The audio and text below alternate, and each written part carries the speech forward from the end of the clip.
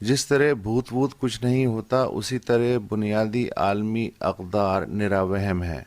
اصل سچائی دھندہ ہے، اصل حقیقت ضرورت ہے، اصل کرنسی لالچ ہے۔ میں کتنے میں فروخت ہوں گا، تو کتنے میں خریدے گا؟ ضمیر، بنیادی حقوق، اقتدار اعلیٰ، انفرادی و اجتماعی اخلاقیات، اصول، انصاف، برابری جیسے کلیشے کنگلوں کی پناہ گاہیں ہیں۔ طاقت کے اسٹاک ایکسچینج میں یونیورسل اقدار کی اوقات شیئر سے زیادہ نہیں۔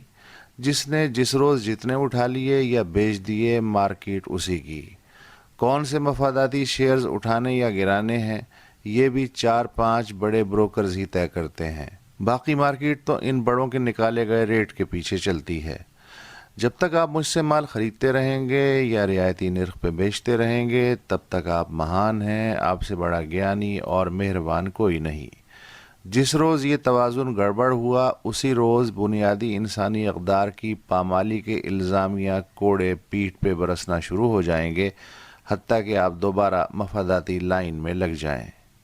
جس دنیا میں ہم سانس لے رہے ہیں، وہاں ہر بیوپاری یونیورسل اقدار کے 2 رجسٹر رکھتا ہے، ایک مجھ جیسے احمقوں کو مطمئن کرنے کے لیے اور دوسرا دھندے کے لیے۔ جس فرد یا ملک کے ہاتھ میں چیک بک ہے یا جو ہماری معیشت اور ضروریات کے لیے سود مند ہے، اس سے زیادہ شریف، نجیب الطرفین، خاندانی، ہمدرد، بھولا کوئی نہیں۔ جو فرد یا ملک نہ ہمیں کوئی فائدہ دے سکتا ہے، نہ ہم سے کوئی فائدہ اٹھانے کے قابل ہے، اس سے زیادہ گھٹیا، بے وقوف، نااہل اور دھرتی پہ بوجھ کوئی اور نہیں۔ ایران جب تک امریکی منڈی تھا، اس کی اہمیت ہتھیلی کے چھالے جیسی تھی۔ شاہ سے زیادہ بیدار مغز، عوام دوست اور آزاد دنیا کا محسن علاقے میں کوئی اور نہ تھا۔ جیسے ہی شاہ گیا اور ایران مغرب کے ہاتھ سے نکلا، اس سے زیادہ خونخوار اور گھٹن زدہ ملک علاقے میں کوئی اور نہیں۔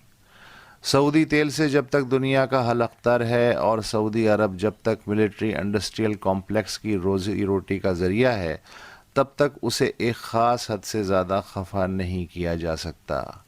آج سعودی کنویں خشک ہو جائیں اور اسلحہ ساز کمپنیوں کو دیے گئے چیک باؤنس ہونے لگیں، تو سعودی عرب سے زیادہ رجعت پسند، ظالم، قبائلی اور اجڑ ملک علاقے میں کوئی اور نہ ہوگا۔ اور اچانک مہذب دنیا پہ کھلے گا کہ وہاں کے مظلوم عوام کس طرح خاندانی تانا شاہی کے بوجھ تلے جوجھ رہے ہیں۔ تب یہ ظلم نہ امریکہ سے دیکھا جائے گا، نہ یورپ سے۔ جمال خشوگی کے قتل کے بعد روز روز بدلتے سعودی موقف سے امریکہ کو خاصی پریشانی ہے، مگر اس سے بھی زیادہ پریشانی یہ ہے کہ کانگریس کوئی ایسی حرکت نہ کر دے کہ $110 ارب کا دفاعی سودا ہی منسوخ ہو جائے۔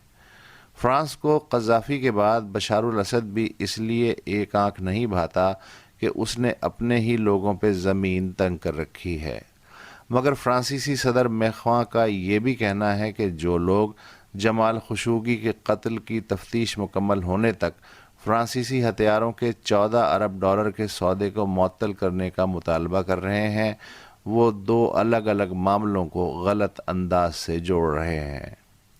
امریکہ نے پاکستان کو 4 دہائیوں تک منہ بولے بیٹے کا درجہ دیے رکھا اور پاکستان بھی سعادت مندی کی اداکاری کرتا رہا، لیکن اب امریکہ کے لیے بھارت میں زیادہ نوٹ ہیں اور پاکستان کی افرادی قوت کی ضرورت بھی کم ہو گئی ہے، لہٰذا پاکستان کے لیے ڈو مور اور بھارت کے لیے ہیو مور ہو گیا ہے۔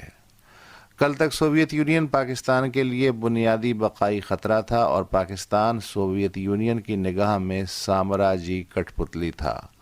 آج امریکہ پاکستان کی لاگ بک میں ایک خود غرض طاقت اور روس ایک اہم ہمسایہ ہے، جس سے اچھے تعلقات 2 طرفہ مفاد میں ہیں۔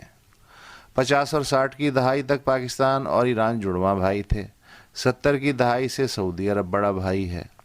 قصہ مختصر، اس دنیا میں وہی روزن تعلق کارآمد ہے جو مفاداتی اینٹوں کو دھندے کے سیمنٹ سے جوڑ کے اٹھایا جائے، باقی سب کہانی ہے، بھوت ووت ہے، وہم ہے۔